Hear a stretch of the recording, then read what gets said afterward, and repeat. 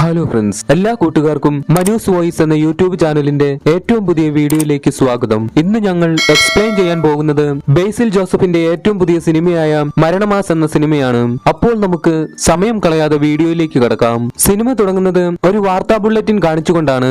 ആ വാർത്തയിൽ 1990 കാലഘട്ടത്തിൽ കുമാരൻ എന്ന ഒരു ഇൻഷുറൻസ് ഏജന്റിനെ പഴത്തിൽ വിഷം വെച്ചു കൊടുത്ത് കൊലപ്പെടുത്തിയ കേസിനെ കുറിച്ചാണ് സംസാരിച്ചുകൊണ്ടിരുന്നത്.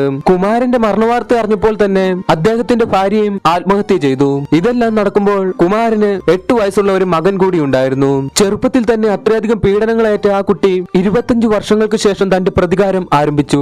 വളർന്നു വലുതായ ആ കുട്ടി ഇപ്പോൾ ബനാന കില്ലർ എന്നറിയപ്പെടുന്ന ഒരു സീരിയൽ കില്ലർ ആണ്.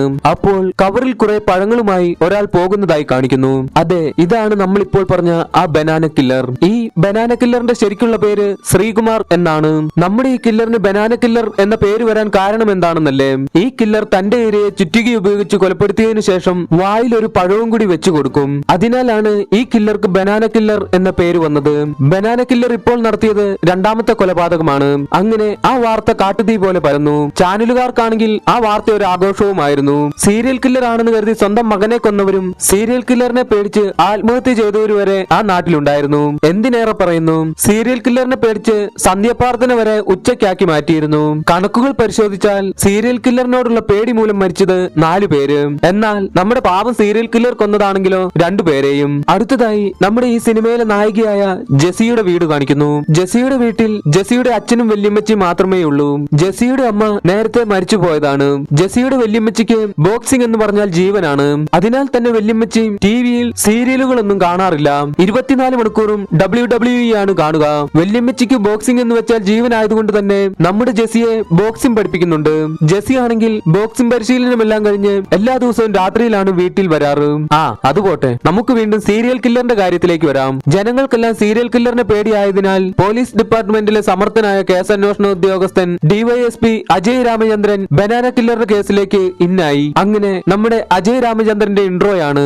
ആരെയും പേടിയില്ലാത്ത പോലീസുകാർക്കിടയിലെ നൊട്ടോറിയസ് ആയ, എന്തിന് പത്രക്കാരെ വരെ തല്ലിയിട്ടുള്ള അജയ് രാമചന്ദ്രൻ നേരെ വന്നത് സൈക്കോളജി ഡിപ്പാർട്ട്മെന്റിലേക്കാണ്. ഇത്രയൊക്കെ ബിൽഡപ്പ് ചെയ്ത് പൊക്കിയടിച്ചുകൊണ്ടുവന്ന ആ കള്ളപ്പന്നി അജയ് രാമചന്ദ്രൻ അതാ സൈക്യാട്രിസ്റ്റ് ഡോക്ടറിന്റെ മുമ്പിലിരുന്ന് പൊട്ടിക്കരയുന്നു. എന്തിനാണെന്നല്ലേ? തന്റെ പക്രു എന്ന പട്ടിയെ കാണുന്നില്ല എന്നും പറഞ്ഞ് പൊട്ടിക്കരഞ്ഞുകൊണ്ടിരുന്ന അജയ് രാമചന്ദ്രനെ ഒരു തരത്തിൽ സമാധാനിപ്പിച്ച് ഡോക്ടർ അവിടെ നിന്നും പറഞ്ഞു വിടുന്നു. അജയ് രാമചന്ദ്രനാണെങ്കിൽ ബനാന കില്ലറെ കണ്ടുപിടിച്ചില്ലെങ്കിലും ഞാൻ എന്റെ പക്രുവിനെ കണ്ടുപിടിക്കും എന്നും പറഞ്ഞ് അവിടെ നിന്നും പോകുന്നു. ആ സമയം സീരിയൽ കില്ലറിന്റെ വീടാണെന്ന് സംശയമുണ്ടെന്നും പറഞ്ഞ് നാട്ടുകാരും പോലീസുകാരും എല്ലാം ഒരു വീട് വളയുന്നതായി കാണിക്കുന്നു. അങ്ങനെ SI ടൈഗർ സാമും പോലീസുകാരും ചേർന്ന് ആ വീട്ടിലുള്ളയാളെ പിടികൂടുന്നു. അതെ, അതാണ് നമ്മുടെ ഈ സിനിമയിലെ നായകൻ ലൂക്ക് പി. നമ്മുടെ ഈ ലൂക്ക് പി ആളത്ര നിസാരക്കാരനായിരുന്നില്ല. എന്തെന്നാൽ നമ്മുടെ ഈ ലൂക്ക് പി അല്ലെങ്കിൽ പി വേണ്ട, ലൂക്ക് മാത്രം മതി. നമ്മുടെ ഈ ലൂക്ക് അത്ര നിസാരക്കാരനായിരുന്നില്ല. എന്തെന്നാൽ ലൂക്കിനെ അറസ്റ്റ് ചെയ്തുകൊണ്ടുവന്ന പോലീസ് സ്റ്റേഷന് മുമ്പിൽ ലൂക്കിന്റെ പഞ്ചായത്തിലുള്ള സർവ്വ ആൾക്കാരും വന്നിട്ടുണ്ടായിരുന്നു. ലൂക്കിനെ വിട്ടുതരണമെന്നും പറഞ്ഞ്. എന്തിനാണെന്നല്ലേ? നാട്ടുകാരെല്ലാവരും ചേർന്ന് 16 ലക്ഷം രൂപ പിരിച്ചെടുത്ത് അടുത്തയാഴ്ച ചെക്കോസ്ലോവാക്യയ്ക്ക് പറഞ്ഞയക്കാനിരിക്കുകയാണ് ലൂക്കിനെ. എന്തിനെന്നാൽ ലൂക്കിന്റെ ശല്യം സഹിക്കാൻ കഴിയാതെ. അതിനു മാത്രം അക്രമം എന്താണ് ലൂക്ക് ചെയ്തതെന്നല്ലേ? അവരിപ്പോൾ നിൽക്കുന്ന പോലീസ് സ്റ്റേഷന്റെ ഫോട്ടോ എടുത്ത് OLX-ലിട്ട് തോക്ക് ഫ്രീ ആണെന്നും പറഞ്ഞ് വിൽക്കാൻ നോക്കി. അമ്പലക്കുളത്തിൽ ഹലാൽ ചിക്കന്റെ കുടലിട്ട് മീൻ പിടിച്ച് വർഗീയ കലാപം ഉണ്ടാക്കി. അവിടെയുള്ള പള്ളിയിലെ കുമ്പസാരക്കൂട്ടിൽ ആരും അറിയാതെ മൈക്ക് വെച്ചു. പഞ്ചായത്ത് സെക്രട്ടറിയുടെ സെർച്ച് ഹിസ്റ്ററി എടുത്ത് പഞ്ചായത്ത് ഓഫീസിന് മുമ്പിൽ ഫ്ലെക്സ് അടിച്ചു വെച്ചു. അങ്ങനെ നിരവധി കേസുകൾ. ചുരുക്കി പറഞ്ഞാൽ പൊന്നും വിലയുണ്ടായിരുന്ന ആ സ്ഥലത്തിന് ഇപ്പോൾ പുല്ലുവിലയാണ്. അങ്ങനെയുള്ള നമ്മുടെ ഈ ലൂക്കിന്റെ ശല്യം സഹിക്കാൻ കഴിയാതെയാണ് നാട്ടുകാരെല്ലാവരും ചേർന്ന് പിരിവെടുത്ത് വേറെ രാജ്യത്തേക്ക് കയറ്റി അയക്കുന്നത്. ഇപ്പോൾ നാട്ടുകാരെന്തിനാണ് ലൂക്കിന് വേണ്ടി പോലീസ് സ്റ്റേഷനിൽ വന്നതെന്നല്ലേ? അടുത്തയാഴ്ച ചെക്കോസ്ലോവാക്യയ്ക്ക് പോകാനിരിക്കുന്ന ലൂക്കിന്റെ യാത്ര തടസ്സപ്പെടുത്തരുത് എന്നും പറഞ്ഞ് ലൂക്കിനെ കൂട്ടിക്കൊണ്ടു പോകാനാണ്. എന്തായാലും ലൂക്കിന്റെ കഥ കേട്ട് SI ടൈഗർ സാമിന്റെ കിളി പോയിരുന്നു. അതിനാൽ തന്നെ ടൈഗർ സാം ഭദ്രമായി ലൂക്കിനെ നാട്ടുകാരുടെ കൈകളിൽ ഏൽപ്പിച്ചു. അടുത്തതായി ആ നാട്ടിലെ ഒരേ ഒരു ബസ്സായ വീണപൂവിന്റെ ഡ്രൈവർ ജിക്കുവിനെയും കണ്ടക്ടർ അരുവിയെയും കാണിക്കുന്നു. ഡ്രൈവർ ജിക്കു കണ്ടക്ടർ അരുവിയുടെ കയ്യിൽ കുറച്ച് നോട്ടീസ് എടുത്ത് കൊടുത്തതിന് ശേഷം അവിടെയുള്ള നാട്ടുകാർക്കെല്ലാം കൊടുക്കാൻ പറയുന്നു. എന്നിട്ട് അവിടെ ഉണ്ടായിരുന്ന മൈക്കിലൂടെ പറഞ്ഞു, ഈ വരുന്ന ഡിസംബർ 16-ാം തീയതി എന്റെ കല്യാണമാണ്. ഞാൻ പെണ്ണു കാണാൻ പോയ 22ാമത്തെ പെൺകുട്ടിയുമായിട്ടാണ് എന്റെ കല്യാണം ഉറപ്പിച്ചിരിക്കുന്നത്. ഇതിനു മുമ്പ് ഞാൻ കണ്ട 21 പെൺകുട്ടികളുടെയും വീട്ടിൽ വിളിച്ച് എന്നെ കുറിച്ച് അനാവശ്യ കാര്യങ്ങൾ പറഞ്ഞു കൊടുത്ത നാട്ടുകാർ നാറുകൾ കേൾക്കാൻ വേണ്ടി പറയുകയാണ്. എനിക്ക് പറയാനുള്ളത്, എന്റെ ഈ കല്യാണം കല്യാണം ആരെങ്കിലും മുടക്കാൻ ശ്രമിച്ചാൽ അമ്മച്ചിയാണ് അവന്റെ നെഞ്ചത്തുകൂടെ ഞാൻ ഈ ബസ് കയറ്റി ഇറക്കും. പണ്ട് പോലീസിനെ ബസ് ഇടിച്ചു കൊല്ലാൻ നോക്കിയ കേസിന്റെ കൂടെ ഒരു കേസ് കൂടി വരും. ഈ ജിക്കുവിന് അത് വെറും പുല്ല. സത്യത്തിൽ അത് മൂക്കിൽ പല്ലു മുളച്ചിട്ടും കല്യാണം കഴിക്കാൻ പറ്റാത്തവന്റെ രോദനമായിരുന്നു. നമ്മുടെ ഈ സിനിമയിലെ നായകനായ ലൂക്കും നായികയായ ജെസിയും തമ്മിൽ പ്രണയത്തിലായിരുന്നു. എന്നാൽ ഇപ്പോൾ അവരുടെ പ്രണയത്തിന് ജെസി ബ്രേക്കപ്പ് ഇട്ടിരിക്കുകയാണ്. എന്തിനെന്നാൽ ഇത്രയും നാളും ലൂക്ക് നന്നാകും എന്നൊരു വിശ്വാസം ജെസിക്കുണ്ടായിരുന്നു. എന്നാൽ സീരിയൽ കില്ലർ ആണെന്നും കരുതി ലൂക്കിനെ പോലീസുകാർ പിടിച്ചുകൊണ്ടുപോയതിനാൽ ജെസിയുടെ വിശ്വാസം മുഴുവൻ നഷ്ടപ്പെട്ടു. അതിനാൽ തന്നെ അവർ രണ്ടുപേരും ബ്രേക്കപ്പ് ആയി. നമ്മുടെ ലൂക്കിനാണെങ്കിൽ അത് സഹിക്കാൻ കഴിയുന്നതിലും അപ്പുറമായിരുന്നു. ഇന്ന് ജെസിയുടെ 22ാം പിറന്നാളാണ്. അങ്ങനെ കേക്ക് മുറി എല്ലാം കഴിഞ്ഞപ്പോൾ ജെസിയുടെ വല്യമ്മ ജെസിക്ക് ഗിഫ്റ്റ് ആയി കൊടുത്തത് ഒരു പെപ്പർ സ്പ്രേ ആണ്. ഒന്നാമതിപ്പോൾ സീരിയൽ കില്ലർമാരുടെ സീസൺ അല്ലേ, നീ ആണെങ്കിൽ രാത്രി വൈകിയാണ് വീട്ടിലേക്ക് വരുന്നതും. ആരെങ്കിലും നിന്നോട് മോശമായി പെരുമാറാൻ ശ്രമിച്ചാൽ നീ ഈ സ്പ്രേ എടുത്ത് അവരുടെ കണ്ണിലേക്ക് അടിച്ചു കൊടുത്താൽ മതി എന്നും പറഞ്ഞു കൊടുത്തു. അങ്ങനെ അടുത്തതായി ഒരു ഓൾഡ് ഏജ് ഹോം ആണ് കാണിക്കുന്നത്. അവിടേക്ക് സുമേഷ് കുറുപ്പ് എന്ന ഒരാൾ തന്റെ അച്ഛനായ കേശവ് കുറുപ്പിനെ കൊണ്ടാക്കുന്നതിനായി വന്നിരിക്കുകയാണ്. അത് കാണുമ്പോൾ നമുക്ക് എന്തിനാണ് ഈ മക്കളെല്ലാവരും പ്രായമായ മാതാപിതാക്കളെ അനാഥാലയത്തിൽ കൊണ്ടുവന്നാക്കുന്നതെന്ന് തോന്നും. എന്നാൽ ആ കേശവ് കുറുപ്പ് അപ്പച്ചൻ ചെയ്തത് കേട്ടാൽ ആ അനാഥാലയത്തിലെല്ലാം ഈ ഭൂമിയിൽ തന്നെ ജീവിക്കാൻ പാടില്ലാത്ത ആളാണ് കേശവ് കുറുപ്പ് എന്ന് മനസ്സിലാകും. അതിനു മാത്രം എന്ത് പാപമാണ് കേശവ് കുറുപ്പ് ചെയ്തതെന്നല്ലേ. അതായത് സ്വന്തം മകനായ സുമേഷ് കുറുപ്പിന്റെ ഭാര്യയുടെ ചന്തിക്ക് പിടിച്ചതിനാലാണ് കേശവ കുറുപ്പിന്റെ മകൻ ഇവിടെ കൊണ്ടുവന്നാക്കിയിരിക്കുന്നത്. എന്തായാലും ഓൾഡ് ഏജ് ഹോമിൽ എത്തിയ കേശവ കുറുപ്പ് അവിടെ ഉണ്ടായിരുന്ന അമ്മച്ചിമാരുടെ കൂടെ തന്റെ ആറാട്ട് ആരംഭിച്ചിരുന്നു. അങ്ങനെ വീണ്ടും നമ്മുടെ സീരിയൽ കില്ലറിനെ കാണിക്കുന്നു. കൊലപാതകയാണെങ്കിലും സീരിയൽ കില്ലർ ആൾ ഒരു ഡീസന്റ് ആയിരുന്നു. എന്തെന്നാൽ ഗവൺമെന്റ് ജോലിയൊക്കെയുള്ള എല്ലാ ദിവസവും ജോലിക്ക് പോകുന്ന ആളായിരുന്നു ഈ സീരിയൽ കില്ലർ. ജോലി എന്താണെന്ന് വെച്ചാൽ അംഗൻവാടികളിലേക്കുള്ള ഫുഡും സാധനങ്ങളും എല്ലാം എത്തിച്ചു കൊടുക്കലായിരുന്നു സീരിയൽ കില്ലറിന്റെ ജോലി. അങ്ങനെ സീരിയൽ കില്ലർ തന്റെ 3ാമത്തെ കൊലപാതകവും നടത്തി ശവത്തിന്റെ വായിൽ പഴവും തിരികെയിട്ട് പോയി. സീരിയൽ കില്ലറിനെ കണ്ടുപിടിക്കാനെത്തിയ ഡിവൈഎസ്പി അജയ് രാമചന്ദ്രൻ ആണെങ്കിൽ തന്റെ കാണാതായ പക്രുപ്പട്ടിയെ കണ്ടെത്താനുള്ള തിരക്കിലായിരുന്നു. സീരിയൽ കില്ലറെ ജീവനോടെയോ അല്ലാതെയോ പിടിച്ചു നൽകുന്നവർക്ക് സർക്കാർ 10 ലക്ഷം രൂപ പാരിതോഷികവും പ്രഖ്യാപിച്ചു. സീരിയൽ കില്ലർ തന്റെ അടുത്ത ഇരയായി സെലക്ട് ചെയ്തത് ഓൾഡ് ഏജ് ഹോമിലുള്ള കേശവ കുറുപ്പിനെയായിരുന്നു. എന്നാൽ കേശവ കുറുപ്പ് എവിടെയാണെന്ന് മാത്രം സീരിയൽ കില്ലറിന് കണ്ടെത്താൻ കഴിഞ്ഞില്ല. ആ സമയം ഓൾഡ് ഏജ് ഹോമിലുള്ള കേശവ കുറുപ്പിനെ കാണിക്കുന്നു. കേശവ കുറുപ്പിന്റെ കൂടെ ആ ഓൾഡ് ഏജ് ഹോമിൽ ഡിവൈഎസ്പി അജയ് രാമചന്ദ്രന്റെ കാണാതായ പക്രുപ്പട്ടിയും ഉണ്ടായിരുന്നു. ആ പട്ടിയെ തന്റെ അടുത്ത് നിന്ന് ഒഴിവാക്കാനായി കേശവ കുറുപ്പ് ശ്രമിക്കുന്നുണ്ടെങ്കിലും പട്ടിയാണെങ്കിൽ കേശവ കുറുപ്പിനെ വിട്ട് എവിടെയും പോകുന്നതുമില്ല. അങ്ങനെ കേശവ കുറുപ്പ് ആരും കാണാതെ ആ ഓൾഡ് ഏജ് ഹോമിന്റെ മതിൽ ചാടുന്നു. അത് കണ്ട പക്രുപ്പട്ടിയും കേശവ കുറുപ്പിന്റെ ഒപ്പം ചാടി. അത് കണ്ട കേശവ കുറുപ്പ് ആ പക്രുപ്പട്ടിയെ വഴിയരികിൽ കിടന്നിരുന്ന ഒരു മിനി ലോറിയിൽ കൊണ്ട് കെട്ടിയിടുന്നു. എന്നിട്ട് അവിടെ നിന്ന് നേരെ പോയത് അടുത്തുണ്ടായിരുന്ന ബാറിലേക്കായിരുന്നു. ആ സമയം ആ ബാറിൽ തന്റെ അടുത്ത ഇരയായ കേശവ കുറുപ്പിനെ കണ്ടെത്താൻ കഴിയാത്തതിനാൽ വിഷമിച്ചിരിക്കുന്ന സീരിയൽ കില്ലറിനെ കാണിക്കുന്നു. ആ ബാറിലേക്ക് വന്ന കേശവ കുറുപ്പ് ചെന്ന് ചാടിയതോ സീരിയൽ കില്ലറിന്റെ മുമ്പിലും. കേശവ കുറുപ്പിനെ കണ്ട സീരിയൽ കില്ലറിന് വളരെയധികം സന്തോഷമായി.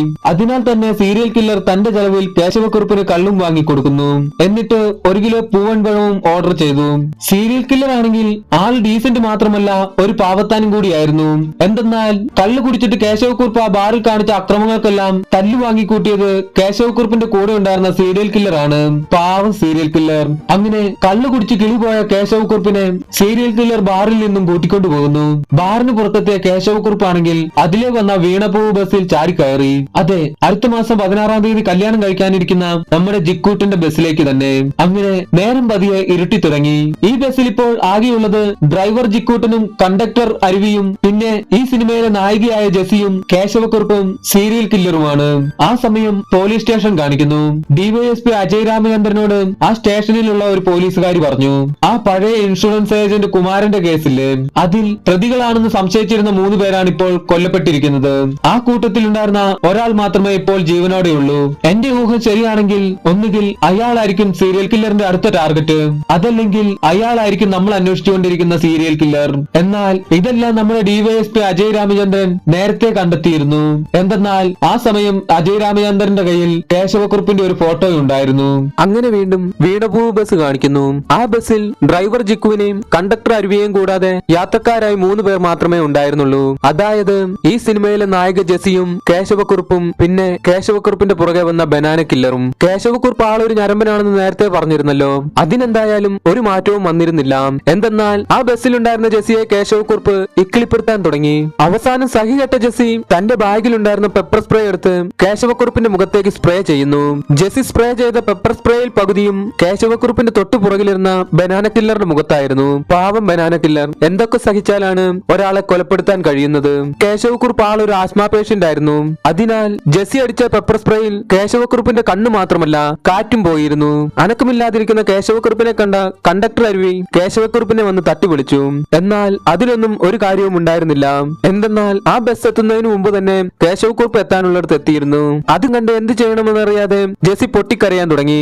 അതെല്ലാം കണ്ട സീരിയൽ കില്ലർ കേശവക്കുറുപ്പിന് CPR എല്ലാം കൊടുക്കുന്നുണ്ടായിരുന്നു. എന്നാൽ അതിലും ഫലമൊന്നും കണ്ടില്ല. ഇതൊന്നും അറിയാതെ നമ്മുടെ ഡ്രൈവർ ജിക്കു തന്റെ പെണ്ണുമായി ഫോണിൽ സംസാരിച്ചുകൊണ്ട് ബസ് ഓടിക്കുകയായിരുന്നു. അങ്ങനെ കണ്ടക്ടർ അരുവി ജിക്കുവിനോട് വണ്ടി നിർത്താൻ പറയുന്നു. സംഭവം എല്ലാം കേട്ടു കഴിഞ്ഞപ്പോൾ ജിക്കു പറഞ്ഞു, എങ്കിൽ നമുക്ക് പോലീസ് സ്റ്റേഷനിലേക്ക് പോകാം. അത് കേട്ട് സീരിയൽ കില്ലർ പറഞ്ഞു, അയ്യോ പോലീസ് സ്റ്റേഷനിലേക്കോ? പോലീസ് സ്റ്റേഷനിലൊന്നും പോകേണ്ട. ഈ കുട്ടിയെ കൊണ്ട് ഈ രാത്രിയിൽ പോലീസ് സ്റ്റേഷനിൽ പോയാൽ ഈ കുട്ടിയുടെ ഭാവി എന്താകും? അതിന് ജിക്കു, അതൊന്നും പറ്റില്ല. ഈ ഡിസംബർ 16-ാം തീയതി എന്റെ കല്യാണമാണ്. ആ സമയം ജെസ്സി കരഞ്ഞുകൊണ്ട് ജിക്കുവിനോട് പറഞ്ഞു, ചേട്ടാ വേണ്ട ചേട്ടാ, പോലീസ് സ്റ്റേഷനിലേക്കൊന്നും പോകേണ്ട ചേട്ടാ. എന്നെ ഇയാൾ കയറി പിടിച്ചപ്പോൾ ഞാൻ അറിയാതെ ചെയ്തു പോയതാണ്. അതിന് ജിക്കു, അറിയാതെയാണോ കൊച്ചെ ഒരാളെ കൊല്ലുന്നത്? നീ നിന്റെ അച്ഛനെയോ അമ്മയോ ആരെയാണെന്ന് വെച്ചാൽ വിളിച്ചോ, നമുക്ക് പോലീസ് സ്റ്റേഷനിലേക്ക് പോകാം. ആ സമയം കണ്ടക്ടർ അരുവി ഡ്രൈവർ ജിക്കുവിനോട് പറഞ്ഞു, ജിക്കു ചേട്ടാ, ആ കുട്ടി അറിയാതെ ചെയ്തതല്ലേ, നമ്മൾ സ്ഥിരം കാണുന്ന കുട്ടിയല്ലേ, അതിനാൽ നമുക്ക് സ്റ്റേഷനിലേക്കൊന്നും പോകേണ്ട, നമുക്ക് എന്തെങ്കിലും ഒരു വഴി കണ്ടെത്താം. ആ സമയം ഡിവൈഎസ്പി അജയ് രാമചന്ദ്രനെ കാണിക്കുന്നു. അജയ് രാമചന്ദ്രനും പോലീസുകാരും കേശവക്കുറുപ്പിനെ അന്വേഷിച്ച് ഓൾഡേജ് ഹോമിൽ എത്തിയിരുന്നു. അങ്ങനെ അവർ കേശവക്കുറുപ്പിന്റെ റൂമിൽ ചെന്ന് നോക്കുമ്പോഴാണ് കേശവക്കുറുപ്പ് അവിടെ ഇല്ലെന്നുള്ള കാര്യം അവരറിയുന്നത്. അങ്ങനെ വീണ്ടും ബസ് കാണിക്കുന്നു. കുറച്ചു നേരം എന്തൊക്കെയോ ആലോചിച്ച ഡ്രൈവർ ജിക്കു വീണ്ടും പറഞ്ഞു, ഇനി ആലോചിച്ചിരുന്നിട്ട് കാര്യമില്ല, നമുക്ക് പോലീസ് സ്റ്റേഷനിലേക്ക് പോകാം. അത് കേട്ട സീരിയൽ കില്ലർ പറഞ്ഞു, എടോ ഈ ഡെഡ് ബോഡിയുമായി സ്റ്റേഷനിലേക്ക് പോയാൽ നമുക്ക് എല്ലാവർക്കും പണി കിട്ടും. എനിക്കാണെങ്കിൽ ഈ കുട്ടിയുടെ കരച്ചിൽ കണ്ടിട്ട് സഹിക്കുന്നുമില്ല.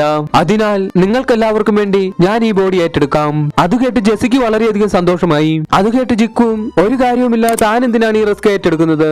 അതുപോട്ടെ, താൻ ആരാ? അതിന് സീരിയൽ കില്ലർ, അങ്ങനെ വെറുതെ ഒന്നുമല്ല, ഇതെല്ലാം ഒരു മനുഷ്യ സ്നേഹമല്ലേ, മാത്രവുമല്ല എനിക്ക് പൈസയും വേണം. അത് കേട്ട് ജെസ്സി സീരിയൽ കില്ലറിനോട്, എത്ര രൂപ വേണമെങ്കിലും തരാം ചേട്ടാ, ചേട്ടൻ എന്നെ രക്ഷിക്കണം. അങ്ങനെ കണ്ടക്ടർ അരുവി സീരിയൽ കില്ലറിനോട് ചോദിച്ചു, ചേട്ടൻ എത്ര ലക്ഷമാണ് ഉദ്ദേശിക്കുന്നത്? അത് കേട്ട് സീരിയൽ കില്ലർ, ലക്ഷമോ? ആ അതെ, ലക്ഷം തന്നെ, ഒരു 5 ലക്ഷം രൂപ വേണം. അങ്ങനെ ജെസ്സിയും അരുവിയും ജിക്കുവും തങ്ങളുടെ കയ്യിലുണ്ടായിരുന്ന പൈസ മുഴുവനും സീരിയൽ കില്ലറിന് കൊടുക്കുന്നു. എന്നിട്ട് പറഞ്ഞു, ചേട്ടാ ഇതാകെ 6350 രൂപയുണ്ട്. അത് കേട്ട് സീരിയൽ കില്ലറും, ആ അത് മതി, ഇത് ഓക്കെയാണ് എന്ന് പറഞ്ഞു. അത് കേട്ട ജെസ്സി, ചേട്ടാ ചേട്ടന്റെ ഫോൺ നമ്പർ തന്നാൽ എന്റെ അക്കൗണ്ടിൽ കുറച്ച് പൈസയുണ്ട്, അത് ഞാൻ അയച്ചു തരാം. അത് കേട്ട സീരിയൽ കില്ലർ, അതൊന്നും വേണ്ട മോളെ, ഇത് മതി, മോൾ കരയണ്ട എന്നും പറഞ്ഞ് കേശവക്കുറുപ്പിന്റെ ബോഡി എടുക്കാൻ തുടങ്ങുന്നു. ആ സമയം ബസിന്റെ ഓണർ കണ്ടക്ടർ അരുവിയെ ഫോൺ ചെയ്യുന്നു. എന്നിട്ട് നിങ്ങൾ എന്തിനാണ് കുറെ നേരമായി ബസ് പോലീസ് സ്റ്റേഷന് മുമ്പിൽ നിർത്തിയിട്ടിരിക്കുന്നത് എന്ന് ചോദിക്കുന്നു. ബസ്സിലെ ട്രാക്കർ വെച്ചാണ് ബസ് പോലീസ് സ്റ്റേഷന് മുമ്പിൽ കിടക്കുന്ന കാര്യം ബസിന്റെ ഓണർ അറിഞ്ഞത്. അപ്പോഴാണ് അവർ ശ്രദ്ധിക്കുന്നത്, അതായത് ഇത്രയും നേരം ബസ് കിടന്നത് പോലീസ് സ്റ്റേഷന് മുമ്പിലാണ്. അരുവി ഓണറിനോട് ബസ്സിന് ചെറിയൊരു കംപ്ലൈന്റ് ഉണ്ടായിരുന്നു, അത് ശരിയാക്കാൻ നിർത്തിയതാണ്, ഇപ്പോൾ ശരിയായി എന്നും പറഞ്ഞ് ഡ്രൈവർ ജിക്കുവിനോട് വേഗം ബസ് എടുക്കാൻ പറയുന്നു. ആ സമയം സീരിയൽ കില്ലർ ജിക്കുവിനോട്, എന്നെ അടുത്ത ജംഗ്ഷനിൽ ഇറക്കി വിട്ടാൽ മതി, ഞാൻ ഈ ബോഡിയുമായി പൊക്കോളാം. അങ്ങനെ എല്ലാം പറഞ്ഞ് സെറ്റ് ചെയ്ത് അവർ അവിടെ നിന്നും പോകുമ്പോഴാണ് അവരുടെ ബസ്സിന് മുമ്പിൽ ഒരു ബൈക്ക് വന്ന് വട്ടം നിൽക്കുന്നത്. അത് വേറെ ആരുമല്ല, നമ്മുടെ ലൂക്ക് ആയിരുന്നു. അത് ലൂക്ക് നാളെ ചെക്കോസ്ലോവാക്യയിലേക്ക് പോകുന്ന ദിവസമാണ്. ഇപ്പോഴെന്തിനാണ് ഈ ബസ്സിന് വട്ടം വെച്ചതെന്നല്ലേ, ഈ ബസ്സിലുള്ള തന്റെ പഴയ കാമുകി ജെസ്സിയെ കാണുന്നതിനും തന്റെ പഴയ കണക്കുകളെല്ലാം തീർക്കുന്നതിനും വേണ്ടിയാണ് ലൂക്ക് ഇപ്പോൾ വണ്ടിക്ക് വട്ടം വെച്ചിരിക്കുന്നത്. അങ്ങനെ ലൂക്കും ആ ബസ്സിനകത്ത് കയറി. അപ്പോഴാണ് അവിടെ നടന്ന കാര്യങ്ങളെല്ലാം ലൂക്ക് അറിയുന്നത്. അരുവി ലൂക്കിനോട് പറഞ്ഞു, പേടിക്കാനൊന്നുമില്ല, ഈ ചേട്ടൻ ബോഡി കൊണ്ടുപോയിക്കോളാം എന്ന് പറഞ്ഞിട്ടുണ്ട്. അത് കേട്ടപ്പോൾ ലൂക്കിനും കുറച്ച് ആശ്വാസമായി. ലൂക്ക് സീരിയൽ കില്ലറിനോട്, ഓക്കെ വളരെയധികം നന്ദി ചേട്ടാ, എങ്കിൽ ചേട്ടൻ കൊണ്ടുപോയിക്കോളൂ എന്ന് പറയുന്നു. അങ്ങനെ നമ്മുടെ പാവം സീരിയൽ കില്ലർ ആ എടുത്താ പൊങ്ങാത്ത കേശവക്കുറുപ്പിന്റെ ബോഡിയുമായി അവിടെ നിന്നും പോകാൻ തുടങ്ങുമ്പോഴാണ് ലൂക്ക് സീരിയൽ കില്ലറിനോട് ചോദിക്കുന്നത്, തനിക്ക് എന്തിനാണ് ഈ ബോഡി, താൻ ഈ ബോഡി വെച്ച് എന്ത് ചെയ്യാൻ പോകുകയാണ്? അത് കേട്ട് കണ്ടക്ടർ അരുവി, അതല്ല മോനെ, അയാൾ പൈസ മേടിച്ചിട്ടുണ്ട് 6000 രൂപ. അത് കേട്ട് ലൂക്ക് പറഞ്ഞു, 6000 രൂപയോ? 6000 രൂപയ്ക്ക് ഇവൻ ഇത് ഏറ്റെടുക്കണമെങ്കിൽ ഇവൻ ഇതിലും വലിയ എന്തോ വലക്കേസാണ്. ഇവൻ ഈ ബോഡി കൊണ്ടുപോയി എന്തെങ്കിലും ചെയ്താൽ നാളെ നമ്മളും തൂങ്ങും. അങ്ങനെ അവർ സംസാരിച്ചു കൊണ്ടിരിക്കുമ്പോൾ വേറെ വണ്ടി വരുന്നത് കണ്ട് വീണ്ടും അവർ യാത്ര തുടങ്ങി. ആ സമയം ഡിവൈഎസ്പി അജയ് രാമചന്ദ്രനെ കാണിക്കുന്നു.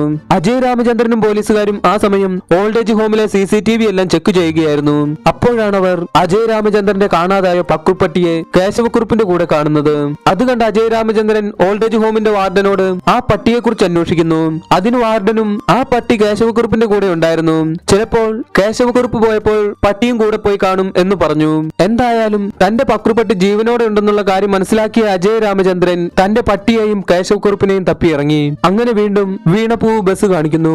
ലൂക്ക് അവരോടെല്ലാം പറഞ്ഞു, ഈ മരിച്ചു കിടക്കുന്നയാൾ ഒരുപക്ഷെ ഒരു തീവ്രവാദിയോ അല്ലെങ്കിൽ സീരിയൽ കില്ലറോ ആരുമാകാം. അതിനാൽ വളരെ സൂക്ഷിച്ചു വേണം നമ്മൾ ഈ കാര്യം കൈകാര്യം ചെയ്യാൻ. അത് കേട്ട് കണ്ടക്ടർ അരുവി, എങ്കിൽ നമുക്ക് ഈ ബോഡി ബസിന്റെ ടയറിൽ കെട്ടി പുഴയിൽ താത്തിയാലോ എന്ന് ചോദിക്കുന്നു. അതിന് ലൂക്ക്, ഏയ് അത് വേണ്ട, ബോഡി എങ്ങാനും കണ്ടുകെട്ടിയാൽ ടയർ വെച്ച് നമ്മളെ പൊക്കും. അത് കേട്ട് സീരിയൽ കില്ലർ, എങ്കിൽ നമുക്കൊരു കാര്യം ചെയ്താലോ, ആ സീരിയൽ കില്ലർ ചെയ്യുന്നത് പോലെ ഇയാളുടെ വായിൽ പഴവും കുത്തിത്തിരുകി മുഖത്ത് കുറെ കോടെല്ലാം വരച്ച് എവിടെയെങ്കിലും കെട്ടി തൂക്കിയാലോ, ഇതിന്റെ ക്രെഡിറ്റ് ആ സീരിയൽ കില്ലർ എടുത്തോട്ടെ. അത് കേട്ട് ലൂക്ക്, ആ സീരിയൽ കില്ലറിന്റെ കാര്യം മിണ്ടരുത്, അവൻ ഒറ്റയൊരുത്തിന് കാരണമാണ് ഞാൻ പോലീസ് സ്റ്റേഷനിൽ കയറേണ്ടി വന്നത്. അങ്ങനെയാണ് ഞാനും ഇവളും ബ്രേക്കപ്പ് ആയത്. ആ സീരിയൽ കില്ലർ ആണെങ്കിൽ ലോകമണ്ടനാണ്, ഇന്നോ നാളെയോ എന്നും പറഞ്ഞിരിക്കുന്ന കളവന്മാരെയാണ് അയാൾ കൊല്ലുന്നത്. അത് കേട്ട് സീരിയൽ കില്ലർ, അങ്ങനെ ആരെയും അടച്ചാക്ഷേപിക്കരുത്, അയാൾക്കും എന്തെങ്കിലും കാരണങ്ങൾ ഉണ്ടാകില്ലേ. അതിന് ലൂക്കും, പിന്നെ ആ പഴം ചെയ്യുന്നത് പോലെ ചെയ്യുന്നതിനേക്കാൾ നല്ലത് കീഴടങ്ങുന്നതാണ്. അത് കേട്ട് നമ്മുടെ സീരിയൽ കില്ലറിന് കട്ടക്കലിപ്പായെങ്കിലും തന്റെ അവസ്ഥ കാരണം ഒന്നും മിണ്ടാതെ ബസിന്റെ സീറ്റിൽ പോയിരുന്നു. അങ്ങനെ ജെസി പറഞ്ഞു, നമുക്ക് ഈ ബോഡി എവിടെയെങ്കിലും കൊണ്ട് കുഴിച്ചിട്ടാലോ. അതെ, അങ്ങനെ അവരെല്ലാവരും ആ ബോഡി കുഴിച്ചിടാൻ തീരുമാനിച്ചു. അതിനായി അവർ തെരഞ്ഞെടുത്തത് അവിടെ ഉണ്ടായിരുന്ന ഒരു പള്ളി സെമിത്തേരിയും. അങ്ങനെ അവർ ആ ബോഡിയുമായി പള്ളി സെമിത്തേരിയിലെത്തി. നോക്കുമ്പോഴതാ സെമിത്തേരിയിലൂടെ 2 പ്രേതങ്ങൾ നടക്കുന്നു. അത് കണ്ടവർ പേടിച്ചു കാറി. എന്നാൽ ശരിക്കും അത് പ്രേതങ്ങളായിരുന്നില്ല, പ്രേതങ്ങളുടെ വേഷത്തിൽ സേവ് ദ ഡേറ്റ് ഷൂട്ടിംഗ് നടത്തുന്നവരായിരുന്നു അത്. അങ്ങനെ അവരെല്ലാവരും ആ ഷൂട്ടിംഗുകാർ അവിടെ നിന്നും പോകുന്നത് വരെ ആ സെമിത്തേരിയിൽ ഒളിച്ചിരിക്കുന്നു. ആ സമയം ജെസി അവിടെ ഇരുന്ന് കരയാൻ തുടങ്ങി. അത് കണ്ട് ലൂക്ക് ജെസിയോട്, മോളു ഇങ്ങനെ കരയരുത്, നിനക്കൊന്നും സംഭവിച്ചില്ലല്ലോ, നിന്നെ കയറി പിടിച്ച ഒരാളെയാണ് നീ ഇങ്ങനെ ചെയ്തത്. അത് കേട്ട് കണ്ടക്ടർ അരുവിയും പറഞ്ഞു, അതെ മോളെ, ഇയാൾ ഒരു വൃത്തികെട്ടവനാണ്, ഒന്നുമില്ലെങ്കിലും കൊച്ചുമോളുടെ പ്രായമുള്ള ഒരു കുഞ്ഞിനോടല്ലേ ഇങ്ങനെയെല്ലാം ചെയ്തത്, ഇയാൾ ഇതുപോലെ എത്ര പേരോട് ചെയ്തിട്ടുണ്ടാവും. ആ സമയം ഡ്രൈവർ ജിക്കു സീരിയൽ കില്ലറിനോട് പറഞ്ഞു, വിശന്നിട്ടാണെങ്കിൽ എന്റെ കുടല് കരിയുന്നു, അവരാണെങ്കിൽ പോകുന്നുമില്ല. അത് കേട്ട് സീരിയൽ കില്ലർ തന്റെ ബാഗിലുണ്ടായിരുന്ന പഴമെടുത്ത് ഡ്രൈവർ ജിക്കുവിന് കൊടുക്കുന്നു. ആ പഴം ശരിക്കും സീരിയൽ കില്ലർ കേശവക്കുറുപ്പിനെ കൊന്നതിന് ശേഷം കേശവക്കുറുപ്പിന്റെ വായിൽ തിരികെ വെക്കാൻ മേടിച്ചതായിരുന്നു. പഴം കണ്ടപ്പോൾ ജിക്കുവിന് വളരെയധികം സന്തോഷമായി. ജിക്കുവിന് ഇപ്പോൾ ആ സീരിയൽ കില്ലർ ഒരു ദൈവത്തെ പോലെയാണ് തോന്നുന്നത്, തന്റെ വിശപ്പടക്കിയ ദൈവം. അങ്ങനെ കുറെ നേരത്തെ കാത്തിരിപ്പിനൊടുവിൽ ആ ഷൂട്ടിംഗുകാർ അവിടെ നിന്നും പോകുന്നു. അത് കണ്ട് അവർ അവരുടെ പരിപാടി ആരംഭിച്ചു. അവർ അവിടെ ഉണ്ടായിരുന്ന ഒരു കല്ലറ തുറന്ന് അതിനകത്ത് ഇറക്കി വെക്കാനുള്ള പരിപാടിയായിരുന്നു. അങ്ങനെ അവരൊരു കല്ലറ കുത്തി തുറന്നു. എന്നിട്ട് കേശവക്കുറുപ്പിന്റെ ബോഡി അതിനകത്തേക്ക് ഇറക്കി വെക്കാൻ തുടങ്ങുമ്പോൾ അവരുടെ കയ്യിൽ നിന്നും തന്നെ ആ ബോഡി കുഴിക്കകത്തേക്ക് വീഴുന്നു. ഒപ്പം കേശവക്കുറുപ്പ് ഇട്ടിരുന്ന ബനിയനും ഊരിപ്പോയിരുന്നു. അപ്പോഴാണ് കണ്ടക്ടർ അരുവി ഒരു കാര്യം ശ്രദ്ധിക്കുന്നത്. അതായത് തന്റെ ചങ്കത്തുള്ള അതേ ടാറ്റു ആണ് ആ മരിച്ചു കിടക്കുന്ന കേശവക്കുറുപ്പിന്റെ നെഞ്ചിലുമുള്ളത്. അത് കണ്ടതും അരുവി ചാടി കുഴിക്കകത്തിറങ്ങി. എന്നിട്ട് കേശവക്കുറുപ്പിന്റെ ബോഡി എടുത്ത് മടിയിൽ വെച്ചിട്ട് അച്ഛാ എന്നൊരു വിളിയും. അത് കേട്ട് അവരെല്ലാവരും അന്താളിച്ചു പോയി. അങ്ങനെ കുറച്ചു വർഷങ്ങൾക്ക് മുമ്പ് കാണിക്കുന്നു. കണ്ടക്ടർ അരുവി കുട്ടിയായിരുന്നപ്പോൾ തന്നെ അമ്മ മരിച്ചു പോയതാണ്. അമ്മയുടെ ചിതാഭസ്മം ഒഴുക്കുന്നതിനായി അരുവിയെയും കൂട്ടി അരുവിയുടെ അച്ഛൻ രാമേശ്വരത്തെത്തി. അവിടെ വെച്ചാണ് അരുവിയും അരുവിയുടെ അച്ഛനും ഒരേപോലെയുള്ള ടാറ്റു നെഞ്ചിൽ കുത്തുന്നത്. ആ സമയം ആ ടാറ്റു കുത്തുന്നയാൾ അവരോട് പറഞ്ഞു, ഈ ടാറ്റു ദൈവമാണ് എനിക്ക് സ്വപ്നത്തിൽ കാണിച്ചു തന്നത്. ഈ ടാറ്റു ഇന്ന് വരെ ഈ ലോകത്ത് ആരും കുത്തിയിട്ടില്ല, മാത്രവുമല്ല ഇനി ആർക്കും ഞാൻ ഈ ടാറ്റു കുത്തുകയുമില്ല. അങ്ങനെ ആ രാമേശ്വരത്ത് വെച്ച് അരുവിയുടെ അച്ഛൻ അരുവിയെ ഉപേക്ഷിച്ചിട്ട് പോയി. ആ അച്ഛനെയാണ് അരുവി ഇപ്പോൾ കണ്ടെത്തിയിരിക്കുന്നത്. അങ്ങനെ അരുവി തന്റെ അച്ഛനെ കണ്ടുമുട്ടി. അതും ഈ അവസ്ഥയിൽ. തന്റെ അച്ഛനെ കൊല്ലാൻ കൂട്ടുന്നതിൽ അരുവിക്ക് നല്ല സങ്കടമുണ്ടായിരുന്നു. അത് അരുവിയുടെ അച്ഛനാണെന്നറിഞ്ഞ ജെസി അരുവിയെ സമാധാനിപ്പിക്കാൻ ശ്രമിക്കുന്നുണ്ടായിരുന്നു. ആ സമയം ലൂക്കും സീരിയൽ കില്ലറും കീറിപ്പോയ കേശവക്കുറുപ്പിന്റെ ബനിയന്റെ പോക്കറ്റിൽ എന്തെങ്കിലുമൊക്കെ ഉണ്ടോ എന്ന് ചെക്ക് ചെയ്യുകയായിരുന്നു. കേശവക്കുറുപ്പിന്റെ പോക്കറ്റിൽ നിന്നും ലൂക്കിന് കുറെ തുണിയില്ലാത്ത പെണ്ണുങ്ങളുടെ ഫോട്ടോയും ഒരു ബീഡിയുമാണ് കിട്ടിയത്. അങ്ങനെ ലൂക്ക് ആ ബീഡി കത്തിച്ചു വലിക്കാൻ തുടങ്ങി. എന്നാൽ അത് സാധാരണ ബീഡി ആയിരുന്നില്ല, സാധനം സ്വാമിയായിരുന്നു. ആ സമയം ബസിന്റെ ഓണറെ കാണിക്കുന്നു. ബസിന്റെ ഓണറും കുറെ പാർട്ടിക്കാരും ബസ്സും കാത്ത് കവലയിൽ തന്നെ നിൽക്കുന്നുണ്ടായിരുന്നു. എന്തിനെന്നാൽ നാളെ പാർട്ടിയുടെ ഒരു പരിപാടി നടക്കുന്നുണ്ട്. ആ പരിപാടിക്ക് വേണ്ടി വണ്ടി ഒന്ന് അലങ്കരിക്കുന്നതിനാണ് അവർ കാത്തു നിൽക്കുന്നത്. വണ്ടി വരേണ്ട സമയമായിട്ടും കാണാത്തതിനാൽ ഓണർ വണ്ടിയുടെ ലൊക്കേഷൻ ചെക്ക് ചെയ്യുന്നു. അങ്ങനെ വണ്ടി പള്ളിയുടെ അടുത്തുണ്ടെന്ന് മനസ്സിലായി. അതിനാൽ ഓണർ ഡ്രൈവർ ജിക്കുവിനെ ഫോൺ ചെയ്ത് വരാത്തത് എന്താണെന്ന് അന്വേഷിക്കുന്നു. അതിന് ജിക്കുവും വണ്ടി പള്ളിയുടെ അടുത്തെത്തിയപ്പോൾ ബ്രേക്ക് ഡൗൺ ആയി, ഞങ്ങൾ ശരിയാക്കിക്കൊണ്ടിരിക്കുകയാണ് എന്ന് പറഞ്ഞു. അത് കേട്ട് ഓണറിന്റെ കൂടെ ഉണ്ടായിരുന്ന പാർട്ടിക്കാർ ഓണറിനോട് ബസ്സിലെ പണി തീർത്തിട്ട് ഞങ്ങൾക്ക് കവലയിൽ പോയി ഫ്ലെക്സ് കെട്ടാനുണ്ട്, അതിനാൽ ഞങ്ങൾ അവിടെ പോയി ബസ്സിലെ പരിപാടി ചെയ്തോളാം എന്നും പറഞ്ഞ് ബസ്സിനടുത്തേക്ക് പോകുന്നു. അങ്ങനെ പാർട്ടിക്കാർ ബസ്സിനടുത്ത് വന്ന് നോക്കുമ്പോൾ അവിടെയെങ്ങും ആരെയും കാണുന്നുണ്ടായിരുന്നില്ല. എന്തായാലും വണ്ടിയെ അലങ്കരിച്ച് അവര് വന്ന വഴിക്ക് തന്നെ തിരിച്ചുപോയി. അങ്ങനെ വീണ്ടും സെമിത്തേരി കാണിക്കുന്നു. നമ്മുടെ ലൂക്കാണെങ്കിൽ കേശവക്കുറുപ്പിന്റെ പോക്കറ്റിൽ നിന്നും കിട്ടിയ ബീഡി വലിച്ച് കിളി പോയി നടക്കുകയായിരുന്നു. അങ്ങനെ ജിക്കു അരുവിയുടെ അടുത്ത് വന്ന്, അരുവി, നമുക്ക് അച്ഛനെ അടക്കേണ്ടേ? സമയം ഒരുപാടായി, ഇനിയും ഇങ്ങനെ വെച്ചോണ്ടിരിക്കാൻ പറ്റില്ല. എന്നാൽ അതിനരുവി, എന്റെ അച്ഛനെ ഇവിടെ അടക്കാൻ പറ്റില്ല. അച്ഛന്റെ ആത്മാവിന് ശാന്തി കിട്ടണമെങ്കിൽ ആചാരപ്രകാരം തന്നെ അടക്കണം. എനിക്ക് എന്റെ അച്ഛന്റെ ചിതയ്ക്ക് തീ കൊളുത്തണം. ഒരു മകനായിട്ട് എനിക്ക് ഇതെങ്കിലും ചെയ്യണം. അതിന് ജിക്കു, നമ്മൾ അതിന് ഇതെവിടെ കൊണ്ടുപോയി ചിത കത്തിക്കും? അങ്ങനെ ചുമ്മാ ഒന്നും കത്തിക്കാൻ പറ്റില്ല. അത് കേട്ട് സീരിയൽ കില്ലർ പറഞ്ഞു, നിങ്ങൾ പേടിക്കേണ്ട, ടൗണിൽ എനിക്ക് ഒരു 5 സെന്റ് സ്ഥലമുണ്ട്, നമുക്ക് അവിടെ കൊണ്ടുപോയി അടക്കാം. അങ്ങനെ കേശവക്കുറുപ്പിനെയുമായി അവർ വീണ്ടും യാത്ര തുടങ്ങി. സ്വാമി വലിച്ച് കിളി പോയിരുന്ന ലൂക്ക് ഉടുപ്പിടാതിരുന്ന കേശവക്കുറുപ്പിന് തന്റെ ജാക്കറ്റ് ഊരി ഇട്ടുകൊടുക്കുന്നു. എന്നിട്ട് കേശവക്കുറുപ്പിനോട് എന്തൊക്കെയോ പറയുന്നുമുണ്ടായിരുന്നു. ജിക്കു അരുവിയോട് പറഞ്ഞു, വണ്ടി ഇങ്ങനെ എങ്ങോട്ടൊന്നില്ലാതെ ഓടിച്ചോണ്ടിരിക്കുന്ന റിസ്ക് ആണ്. നീ എവിടെയെങ്കിലും ഒരു സ്ഥലം പറ, നമുക്ക് അവിടേക്ക് പോകാം. അതിനരുവി, അച്ഛൻ മരിച്ചെന്ന് കരുതി ഞാൻ ഇത്രയും നാളും ബലിയിട്ടുകൊണ്ടിരുന്നത് വിഷ്ണുപുരത്താണ്. നമുക്ക് അച്ഛനെ അവിടെ വെച്ച് ദഹിപ്പിക്കാം. എന്നാൽ അതെല്ലാം കേട്ട് അത്രയും നേരം മിണ്ടാതിരുന്ന സൈക്കോ കില്ലറിന്റെ ഉള്ളിലെ സൈക്കോ ഉണർന്നു. സൈക്കോ കില്ലർ പറഞ്ഞു, ഇനി വിഷ്ണുപുരത്തേക്കെന്നെല്ലാം എവിടേക്കും പോകുന്നില്ല. ഈ ബോഡി എനിക്ക് തന്നിട്ട് നിങ്ങൾ എല്ലാവരും സ്ഥലം വിട്ടു. അതിനരുവി, എന്റെ അച്ഛന്റെ കാര്യം ഞാൻ തീരുമാനിച്ചോളാം എന്ന് പറഞ്ഞു. അതിന് സൈക്കോ കില്ലർ, ഇനി ഞാൻ പറയും, അതുപോലെ നിങ്ങൾ ചെയ്താൽ മതി. അതെല്ലാം കേട്ട് കിളി പോരുന്ന ലൂക്ക് സൈക്കോ കില്ലറിനോട്, ഡോ, താനിപ്പോൾ സംസാരിക്കുന്നത് കേട്ടാൽ ഒരു സീരിയൽ കില്ലറിനെ പോലെ തോന്നും. അതും വെറും സീരിയൽ കില്ലർ അല്ല, വായിൽ പഴം തിരികെ കൊല്ലുന്ന പഴം സീരിയൽ കില്ലർ എന്നും പറഞ്ഞ് കളിയാക്കുന്നു. അത് കേട്ട് ആ ബസ്സിലുണ്ടായിരുന്ന സീരിയൽ കില്ലർ ഒഴികെ എല്ലാവരും ചിരിക്കാൻ തുടങ്ങി. അത് കണ്ടിട്ട് സീരിയൽ കില്ലറിന് മരിച്ചു കിടക്കുന്ന കേശവക്കുറുപ്പ് വരെ തന്നെ കളിയാക്കുന്നതായി തോന്നുന്നു. അതിനാൽ തന്നെ സീരിയൽ കില്ലർ തന്റെ ബാഗിൽ നിന്നും 3 പേരെയും കൊലപ്പെടുത്താൻ ഉപയോഗിച്ച തന്റെ ചുറ്റുക എടുക്കുന്നു. എന്നിട്ട് ഞാൻ തന്നെയാണ് സീരിയൽ കില്ലർ എന്നും പറഞ്ഞ് ചുറ്റുക ഉയർത്തുന്നു. ആ സമയം ബസ് ഓടിച്ചുകൊണ്ടിരുന്ന ജിക്കു ബസിന്റെ ബ്രേക്കിൽ ആഞ്ഞു ചവിട്ടുന്നു. അങ്ങനെ ബാലൻസ് തെറ്റിയ സീരിയൽ കില്ലർ തലയും കുത്തി താഴെയും വീണു. പക്ഷേ ജിക്കു ശരിക്കും സീരിയൽ കില്ലറിനെ വീഴ്ത്താൻ വേണ്ടി ചെയ്തതായിരുന്നില്ല അത്. കുറെ പേർ ബസ്സിന് കൈ കാണിച്ചപ്പോൾ നിർത്തിയതായിരുന്നു. അതായത് കുറെ കുട്ടികളെയും കൊണ്ട് പരിപാടിക്ക് പോയവരായിരുന്നു അവർ. തിരികെ വരുന്ന വഴി അവരുടെ വണ്ടിയുടെ ടയർ പഞ്ചറായി. അതിനാൽ അടുത്ത സ്റ്റോപ്പിൽ കുട്ടികളെ ഒന്ന് എത്തിക്കാമോ എന്നും ചോദിച്ച് കൈ കാണിച്ചതായിരുന്നു അവർ.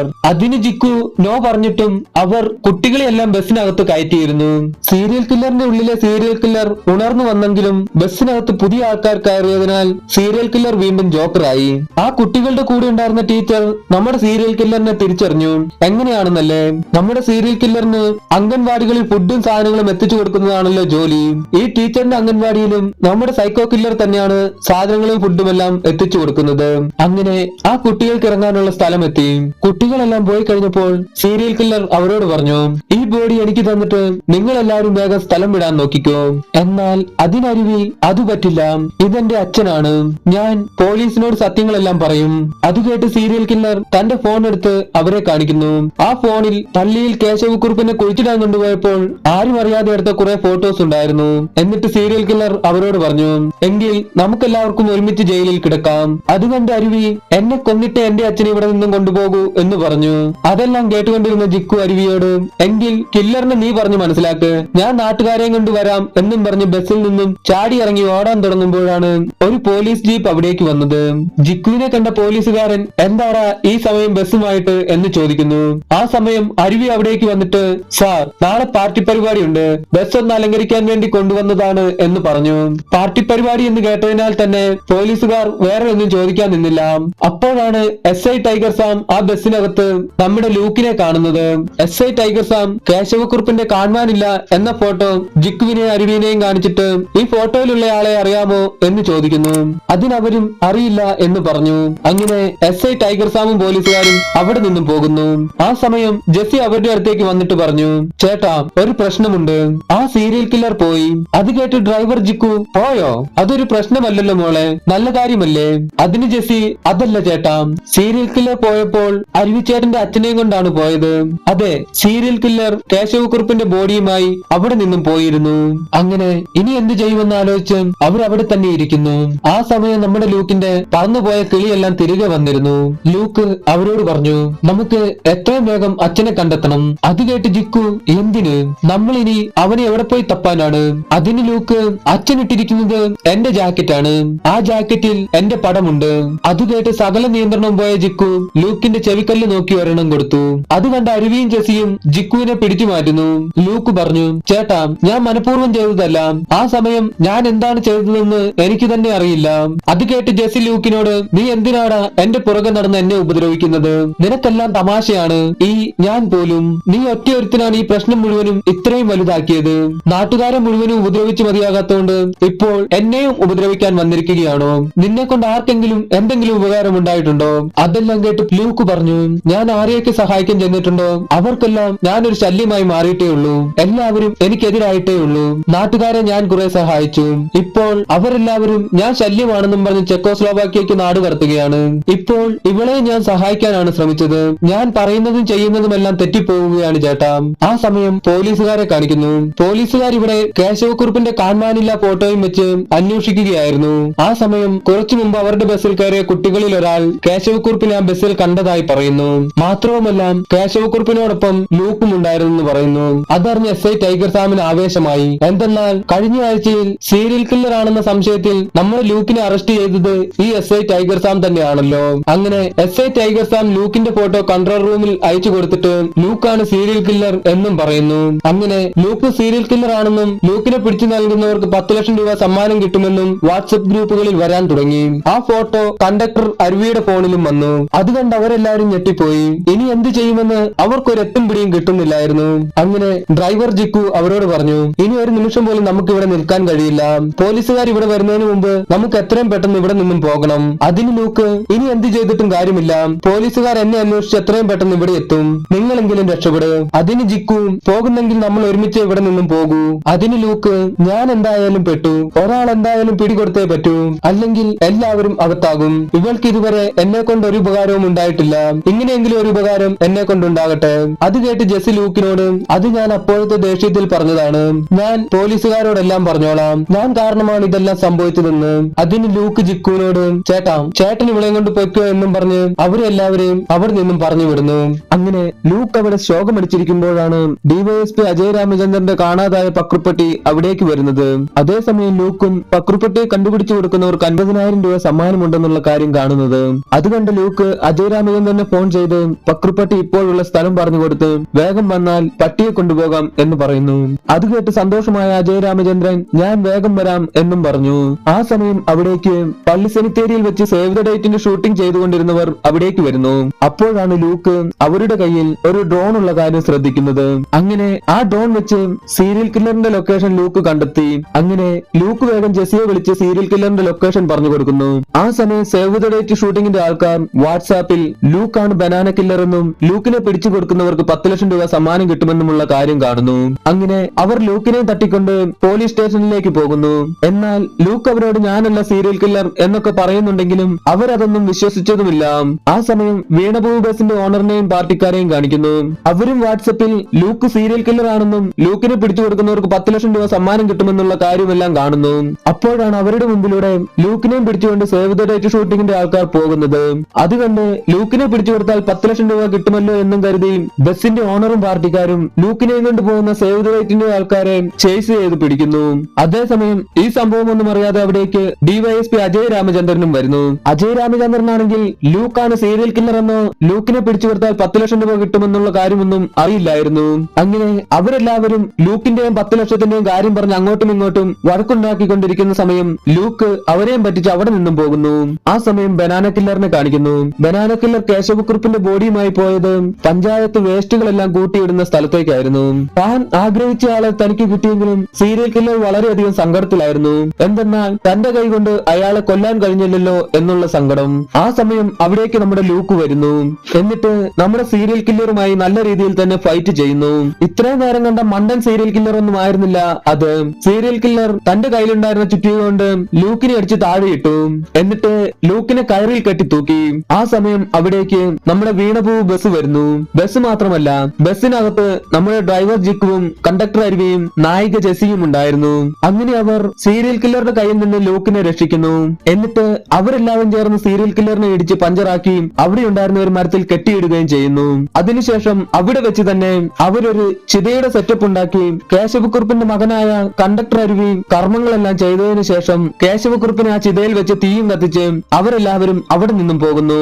എന്നാൽ ഇതെല്ലാം കണ്ടുകൊണ്ടിരുന്ന നമ്മുടെ സീരിയൽ കില്ലർ വിട്ടുകൊടുക്കാൻ തയ്യാറായിരുന്നു. ഉണ്ടായിരുന്നില്ല. അവരെല്ലാവരും പോയി കഴിഞ്ഞപ്പോൾ സീരിയൽ കില്ലർ തന്റെ കയ്യിൽ കെട്ടിയിരുന്ന കെട്ടും പൊട്ടിച്ച് കത്തിക്കൊണ്ടിരുന്ന ചിതയെല്ലാം കെടുത്തി കേശവക്കുറുപ്പിന്റെ ബോഡിയും എടുത്ത് തന്റെ കർമ്മങ്ങൾ ചെയ്യാൻ പോകുമ്പോഴാണ് അതാ നിൽക്കുന്നു നമ്മുടെ ലൂക്കും പിള്ളേരും, ഒപ്പം SI ടൈഗർ സാമും പോലീസുകാരും. അവർ മാത്രമല്ല, പക്രുപട്ടിയെ തിരികെ കിട്ടിയ സന്തോഷത്തിൽ അജയ് രാമചന്ദ്രനും ഉണ്ടായിരുന്നു അവരുടെ ഒപ്പം. അങ്ങനെ അവർ യഥാർത്ഥ സീരിയൽ കില്ലറിനെ പിടികൂടുകയും ചെയ്തു. അങ്ങനെ സീൻ കട്ടായി അടുത്ത സീനിൽ ഡ്രൈവർ ജിക്കുവും കണ്ടക്ടർ അരുവിയും അമ്പലത്തിൽ പോകുന്നതായി കാണിക്കുന്നു. അപ്പോഴാണ് അരുവി അവിടെ തൊഴാൻ വന്ന ഒരു അച്ഛനും മകനും തന്റെ നെഞ്ചിൽ പച്ച കുത്തിയിട്ടുള്ള അതേ സ്റ്റാച്ചു അവരുടെ നെഞ്ചിലും ഉള്ളതായി കാണുന്നത്. അതായത് രാമേശ്വരത്ത് വെച്ച് പച്ച കുത്തിയാൽ ഈ സ്റ്റാച്ചു ഞാൻ ഇതുവരെ ആർക്കും ചെയ്തിട്ടുമില്ല, ഇനി ചെയ്യത്തുമില്ല എന്നും പറഞ്ഞ് എല്ലാവർക്കും ഒരേ സ്റ്റാച്ചു തന്നെയാണ് കുത്തിക്കൊണ്ടിരിക്കുന്നത്. അത് കണ്ട അരുവിക്ക് തന്റെ അച്ഛന്റെ മേലൊരു സംശയം തോന്നുന്നു. എങ്കിലും അത് തന്റെ അച്ഛൻ തന്നെയാണെന്ന് അരുവി എന്നുറപ്പിച്ച് മനസ്സിൽ അച്ഛ എന്നൊരു വിളിയും വിളിച്ച് അവിടെ നിന്നും പോകുന്നു. ഇതോടെ ഈ സിനിമയും അവസാനിച്ചു. കൂട്ടുകാർക്കെല്ലാവർക്കും ഈ വീഡിയോ വളരെയധികം ഇഷ്ടമായെന്ന് വിശ്വസിക്കുന്നു. ആർക്കെങ്കിലും ഏതെങ്കിലും സിനിമയുടെ എക്സ്പ്ലനേഷൻ വേണമെങ്കിൽ കമന്റ് ബോക്സിൽ എഴുതി അറിയിക്കുക. വീഡിയോ കണ്ട എല്ലാ കൂട്ടുകാർക്കും നന്ദി. അടുത്ത വീഡിയോയിൽ കാണുന്നതുവരെ ബൈ.